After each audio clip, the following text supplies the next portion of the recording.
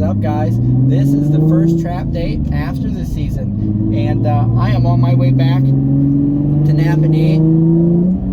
I am in the Mustang. I just went to look at the new TrapBlazer for next year, guys, and I'm telling you, I can't wait to get back to it. Let's get a light on here for a second. I can't wait to get back to it, get that guy some money in his hand, and get that thing back to the house. I think everybody's really going to like it. It's definitely a TrapBlazer. It's a little different than what we've done before, but guys, I'm telling you, it's going to be spot on and on point. I'm excited. I hope everybody's excited with me.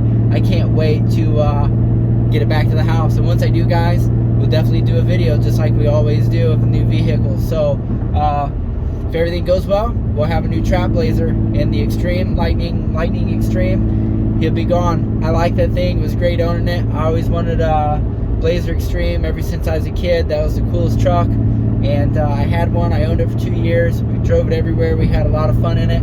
And we're going to pass it along to somebody else, so hopefully they can enjoy it and have fun. And we're going to go get this new one, guys. So hopefully by Sunday, hopefully, we'll have an update and the new TrapBlazer, guys. So stay posted for that. I'm going to get this dome light off and the gear down and get around this guy. And we're going to be back to the house. So we'll see you in the next one, guys. Keep on trapping.